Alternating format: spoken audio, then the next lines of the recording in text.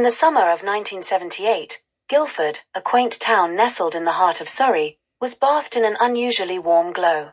The River Wee meandered gently through the town, reflecting the vibrant hues of the blossoming trees and the cerulean sky. The town bustled with life, its cobbled streets teeming with residents and tourists alike, who flocked to its historic landmarks and charming shops. Karen Wilkinson, a 16-year-old with long, chestnut hair and an insatiable curiosity for the world, walked down the high street. She wore a simple summer dress, its floral pattern dancing in the light breeze. Karen had just finished her O-levels and was looking forward to a summer of freedom and exploration. Her first stop was the Electric Theatre, a popular spot for young people, where she planned to catch a matinee showing of the latest film. As she approached the theatre, she noticed a boy about her age standing by the entrance. He was tall, with tousled dark hair and an easy smile that seemed to brighten the entire street. He held a sketchbook in his hand, idly drawing as he waited. Karen couldn't help but be intrigued. "Hi there," she said, her voice bright with curiosity.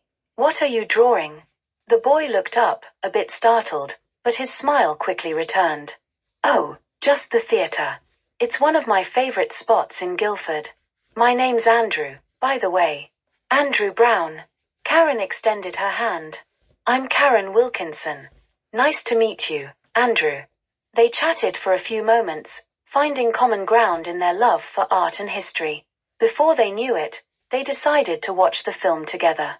As they settled into their seats, the screen flickered to life, but Karen found herself more interested in the boy sitting next to her than the movie itself. Over the next few weeks, Karen and Andrew became inseparable. They spent their days exploring Guildford, from the majestic Guildford Castle with its panoramic views of the town to the serene beauty of Stoke Park. They wandered through the cobbled streets of the town centre, popping into the various shops and cafes that lined the high street. One afternoon, they found themselves at the Guildford Cathedral. Its modernist architecture and towering spire were awe-inspiring. They climbed to the top, where they could see the entire town spread out beneath them.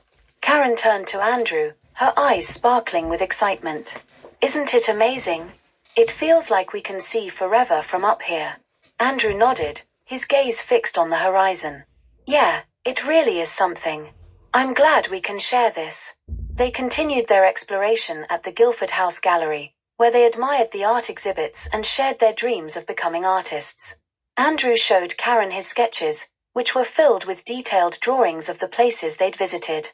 Karen, in turn, shared her passion for photography, capturing the essence of Guildford through her lens. Their favorite spot, however, was the River Wee. They often rented a small rowboat and spent lazy afternoons drifting along the river, surrounded by the tranquil beauty of the countryside. It was during one of these outings that Andrew first mentioned his plans for the future. "My dad wants me to join the family business," he said, his voice tinged with uncertainty. "But I've always dreamed of going to art school." "What about you, Karen? What do you want to do?" Karen leaned back, her eyes focused on the sky. "I'm not sure yet. I love photography, but I also want to see the world. Maybe I can find a way to do both." As summer progressed, Karen and Andrew's friendship deepened into something more. They shared their hopes and fears, finding comfort in each other's company. One evening, as they sat on a bench in Castle grounds, watching the sun set over Guildford, Andrew took Karen's hand in his. "Karen, I know we haven't known each other for long, but I feel like we've been friends forever. I think I'm falling in love with you." Karen's heart skipped a beat. She had felt the same way but had been too afraid to admit it.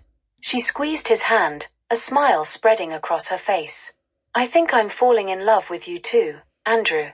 They shared their first kiss under the fading light of the setting sun, the world around them fading into the background.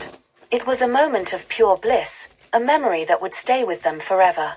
The highlight of their summer was the Guildford Festival, a week-long celebration of music, art, and community.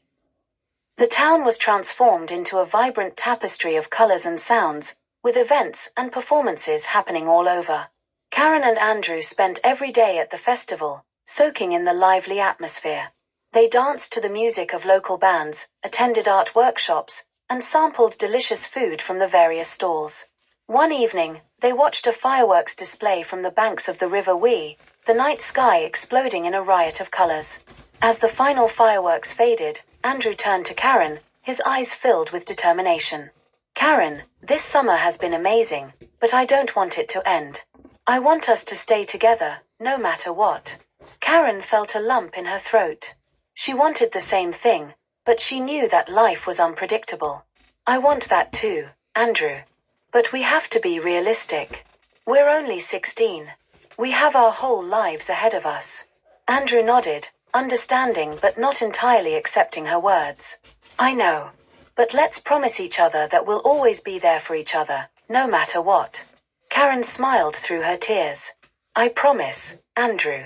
As summer drew to a close, Karen and Andrew's idyllic world was shattered by a sudden tragedy. One evening, Andrew received a call from his father, informing him that his mother had been in a car accident. She was in critical condition, and the doctors were not optimistic about her chances. Andrew was devastated. Karen stood by his side, offering her unwavering support, but there was little she could do to ease his pain. They spent their final days together in a haze of uncertainty and grief. On the last day of summer, Andrew's mother passed away. Andrew was inconsolable, his world turned upside down. He had to leave Guildford to be with his family, and Karen knew that their time together had come to an end. They met one last time at their favorite spot by the River Wee. The air was thick with unspoken words, their hearts heavy with sorrow. Karen, I don't know what I'm going to do without you, Andrew said, his voice choked with emotion. Karen hugged him tightly, tears streaming down her face. We'll find a way to stay in touch, Andrew. We'll write letters, call each other, anything to stay connected. But deep down, they both knew that their lives were about to take different paths. They shared one last kiss, their hearts breaking as they parted ways. Karen returned to school, trying to resume a normal life, but nothing felt the same without Andrew. She threw herself into her studies and her photography, hoping to find some solace in her passions. She often visited the places they had explored together, her memories of their time together both a comfort and a source of pain. Andrew, meanwhile, struggled to cope with the loss of his mother and the responsibilities that came with it. He had to put his dreams of art school on hold to help his father with the family business. Despite his best efforts, the distance and the demands of their new lives made it difficult to keep in touch with Karen. They exchanged a few letters in the beginning, but as time went on, the letters became less frequent. Life had a way of moving forward, and they both found themselves swept up in its relentless current. Years passed, and Karen and Andrew grew into adulthood. Karen pursued a career in photography, traveling the world and capturing its beauty through her lens. She often thought of Andrew, wondering where he was and what he was doing, but she never reached out to him. The pain of their parting was still too raw, and she didn't want to reopen old wounds. Andrew eventually went to art school, fulfilling the dream he had once shared with Karen. He became a successful artist, his work gaining recognition and acclaim. But he never forgot the girl he had spent that magical summer with, the girl who had captured his heart and his imagination. In the summer of 1998, exactly 20 years after they had first met, Karen returned to Guildford for an exhibition of her photography. The town had changed in many ways, but the memories of her time with Andrew were still vivid in her mind. As she wandered through the familiar streets, she found herself drawn to the River Wee. She sat on the same bench where she and Andrew had shared so many moments, lost in thought. Karen. She turned at the sound of her name, her heart skipping a beat. Standing before her was Andrew, his dark hair now streaked with grey, but his smile as warm and familiar as ever. Andrew, she whispered, tears filling her eyes. They embraced, the years melting away as they held each other. They spent the rest of the day catching up, sharing stories of their lives and reminiscing about the summer they had spent together. As the sun set over Guildford, they sat by the river, holding hands and watching the world go by. They knew that their paths had diverged, but the bond they had shared would always remain. And in that moment, they found solace in the knowledge that, despite everything, they had never truly been apart.